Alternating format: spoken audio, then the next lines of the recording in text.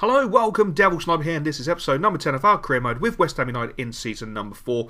And the lads came to me after the Southampton game, after the absolute drubbing we gave them, had a big sit down and said, look, we're really up for this. We really want to focus on this season. We want to absolutely challenge on all fronts. And it was just nice to see the lads so excited about this season, so up for this season. They really have got the bit between their teeth, and they really want to prove a point to everybody that they are a force to be reckoned with, as that table reflects, sitting proudly at the top of the table with a home game against S4E10, and Casemiro is just majestically strolling down that right hand side, feeds the ball into Nathaniel Klein. He uses his silky skills, whips the ball in, and that's an unfortunate header there, but a great defensive header there from Saint Etienne. But a great start to the game. The long ball over the top. Butland comes. He stops. Oh my God, he looks like he panics. He strikes the ball against the Saint Etienne forward, and I think he just got away with that. Butland there a little bit panicky, but my God, we'll let him off because he's such a fantastic keeper. We pick the ball up with Adrian. Adrian has to move into the centre of the park, moves out to the right-hand side, and nothing really on for him. He turns back, feeds the ball into Casemiro. Casemiro feeds it into Gabs. Gabs takes a shot. Oh my days! He scored again. 31 minutes gone. Gabs has just netted his 4th goal in the Champions Cup. What a finish. What a great piece of football there by West Ham. And my days, unbelievable return to the club. But Saint Etienne break down the right hand side, get round our defender, get the ball in, and that is a great and simple save for Butland. And we go in at half time. West Ham 1, Saint Etienne 0. What a goal from Gabs. Can't believe his impact he's had on the team since he's come back. We pick the ball up with Eduardo. He feeds it into Benzia. Benzia is having to go across the top of the box because there's just so many green shirts. The ball is with Adrian. Adrian feeds it into Shaw. Shaw tries to cut him, but it's just too many green shirts. He knocks it to Gabs. Gabs puts the cross in. Goes for the back post. Great defender. Eduardo goes for the spectacular. And unfortunately, he hits that high, wide, and very unhandsome. I think he took someone out in Rosed with a pie. Great tackle there by Adrian. The referee had a look at it, didn't award a free kick, gave the actual throw into our good selves. Benzia has the ball. He feeds it into Adrian. Adrian has a little bit of time and space. Still so many green shirts. It's unbelievable. Adrian knocks it into Eduardo. Oh my days. Eduardo just knocked that into the bottom corner. Absolutely fantastic goal. So many green shirts in and around the 18-yard box for Saint Etienne. Really difficult to break down. But a great run made by Eduardo and a great piece of play there by Adrian. And what a finish. That lad seriously is just getting better and better. He is absolutely phenomenal. And we go in at full time. West Ham 2, Saint Etienne 0. And that is a well-deserved result. And Fabio is still looking to leave the club, which is a great shame. I have sat down with the lad. He's a young lad. He comes from the same town as Eduardo in Brazil. And I was hoping, Eduardo would have a chat with him and, give him some confidence. As I say, the lad's been out on loan a couple of times. He's done really well. Really impressed. And from my point of view, I really want to keep him because, at 19 years old, he's rated 74. He's going to grow. He really is a spectacular defender. Watching him in full flight, he really is majestic. He's like Eduardo, but a centre-back. He's that good. That's how highly we rate him. Obviously, Benzia was a little bit unsettled, and we're going to offer him a new contract. Hopefully that will put an end to him being unsettled, sort out his future, commit him to a long-term deal to the club, and keep him because he is very paramount to the direction we're going, and hopefully he will be part of the very long journey. But turning our attention back to football, as you can see, we're going to Bolton Wanderers. Should be a really good game. Bolton, newly promoted, looking to have been leaking some goals. Very sloppy at the back. Hopefully we'll be able to exploit that. We pick the ball up with Adrian. Adrian feeds the ball into Morrison. Morrison has nothing on, turns inside, gives it to Benzia. Benzia feeds it into Eduardo, and oh my days. After 8 minutes, Eduardo repeats the goal that he scored against Saint Etienne. I think this was with his right foot this time, but that run was absolutely majestic. Look at Eduardo pacing through there. Great ball into him, and he hits that first time into that bottom corner. He really is a majestic player. So spectacular. Rodriguez breaking down the right hand side with so much pace and power. Swings the ball in. Great header by Adrian. And oh my God, he scored with his head. I believe that's the first goal Adrian has scored with his head after 17 minutes. West Ham are beating Bolton 2-0, and it looks like it could be an absolute rout. And Eduardo sloppily gives the ball away.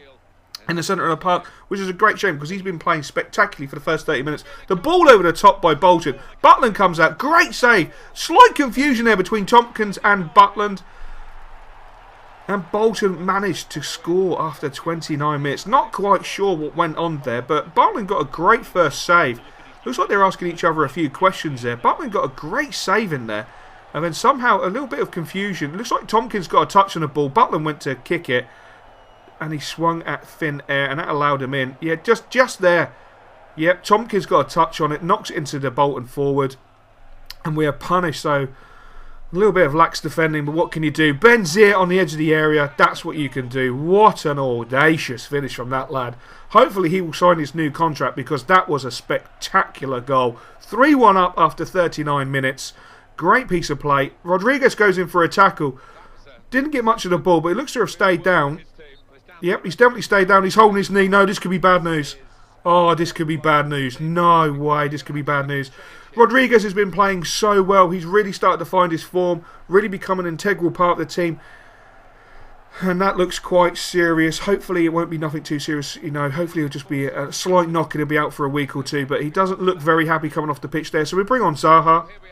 And we're going for half-time, and it's Bolton 1, West Ham 3. And just an update for Jess Rodriguez, he has been sent to hospital for further scans. It looks like it could be a ligament issue, but we can't comment at this moment in time. We will let you know as soon as we know. But it looks like we're going to make some substitutions. Gabs is coming on, Diami's coming off, Shaw's going off, and Morrison is going off. Hopefully we'll be able to extend our lead. Gabs with an almighty shot straight away. And the referee has just awarded a penalty. I don't feel that was a penalty, but it was quite ironic that it was Robbie Brady who gave away the penalty for Bolton. And I'm sure a few of you lads will know who Robbie Brady is. We will never forget that Christmas. We will never forget that Christmas. But regardless of that, Gab steps up to take the penalty. He is now the penalty taker if Gudetti is not on the pitch, so he'll be taking responsibility. And that's why, look at that. Too much power for the goalkeeper, didn't even move. 51 minutes gone, Bolton 1, West Ham United 4, and the lads really are looking to dominate Bolton and stamp their authority not only on the game but on the league. Slack defending there by Tompkins, allows spearing in. That's really, really poor defending there by Tompkins. The ball over the top should be simple for him to deal with, but he doesn't. Eduardo breaking down the right-hand side, using his pace, using his power, goes to the byline. Puts the ball into the back post. Great defensive header. And Filippo! Oh my days, with an audacious goal there. What a nice little volley that was from Filippo. The final whistle goes. Bolton Wanderers 2. West Ham United 5. And that was an absolute drubbing of the new boys in the Premier League, Bolton. And goes to show them that there is no love lost. And from all accounts, Jess Rodriguez has suffered a medial collateral ligament. And he will be out for 4 bloody months.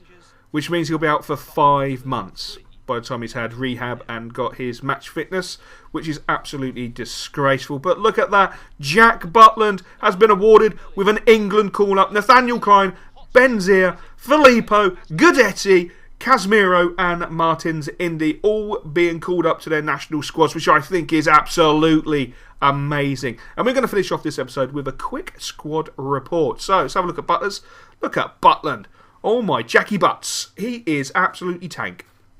He is brilliant. I love him to bits. Stefan has come in. He's done a really cracking job. Got to say, Stefan is a solid defender. His work rates aren't too bad, to be fair. And he really is absolutely spectacular. He really, really is. Tompkins, 82. Can't believe he's on 82. He really has turned into a phenomenal defender. He really is. Probably underestimated in many career modes, but I've got to say Tompkins is a legend, absolute legend. As you can see, India had gone up. Casemiro, thankfully, back from his injury. He was out for a little while. Hasn't really damaged him too much. He still plays the same. He's still growing. He really, really is quality. Do love his work rates as a CDM. He fits in so brilliantly. He really, really does. Eduardo, what can we say about this lad? 74 rated at 18. He is phenomenal. He's played 10 games this season. Managed to net himself 2 goals. He's just brilliant. A little bit concerned about Ravel Morrison. He has been playing in left midfield, right midfield, not really growing too much, was a little bit of a concern. Isco, he does a great job when he comes in. And look at that, 85 rated Filippo is ridiculous. ridiculous. He is phenomenal. Absolutely phenomenal. Long shots are just unbelievable. Shot power is ridiculous. He is absolutely spectacular. Speaking of spectacular, Benzia, curve 98, unbelievable. 95 dribbling. He feels so silky on the ball now.